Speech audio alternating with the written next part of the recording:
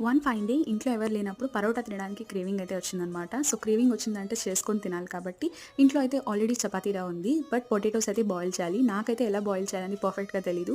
సింపుల్‌గా ప్రాసెస్ అయితే తెలుసు. పొటాటోస్‌ని వాటర్‌లో వేసి కుక్కర్‌లో పెట్టి కొన్ని విజిల్స్ వస్తే బాయిల్ అవుతాయని. బట్ ఎన్ని విజిల్స్ ఎంత వాటర్ అనేది తెలీదు. అది సెర్చ్ చేయడానికి నేను యూట్యూబ్ అండ్ చాట్‌జీపీటీ హెల్ప్ తీసుకున్నప్పుడు I got to know that I am not at all alone. There are so many people out there like me. నాలానే ఎంత వాటర్ ఎయాలి, ఎన్ని విజిల్స్ కొట్టాలి అని చెప్పి అడుగుతూ ఉన్నారనమాట. That's fine. మనకి తెలియని విషయాన్ని తెలుసుకొని చేయడంలో తప్పేం లేదు. ఇంకొకరి మీద డిపెండ్ అవ్వకుండా. ఫైనలీ ఎన్నెన్నో వీడియోస్ చూసిన తర్వాత మంచిగా పొటాటోస్ అయితే బాయిల్ చేసేసాననమాట. చాట్‌జీపీటీ అండ్ యూట్యూబ్ హెల్ప్‌తో నేనైతే కంప్లీట్ చేశాను. మంచిగా స్టఫింగ్ కూడా ప్రిపేర్ చేసి ఇంకా పరోటాలు అయితే స్టఫ్ చేయడం మొదలుపెట్టాననమాట. నేను ఆల్మోస్ట్ 1½ అవర్ కష్టపడిన తర్వాత యమ్మీ యమ్మీ పరోటాస్ అయితే నా ప్లేట్‌లోకి వచ్చాయి. Trust me guys, this was one of the best parottas that I have ever had in my life. In this process of making parotta I got to know that మనకి ఏదో రాదని అలా భయపడేదానికన్నా నేర్చుకోవడంలో తప్పలేదు. మనలానే చాలా మంది ఉంటారు, బట్ బయటికి చెప్పరంతే. నా ఆలు పరోటా స్టోరీ కానీ మీకు నచ్చింది అంటే వీడియోని లైక్ చేయండి. పెద్ద టైం అయితే ఏం పట్టదు. లైక్ చేశారా అయితే సబ్స్క్రైబ్ కూడా చేసేసేయండి.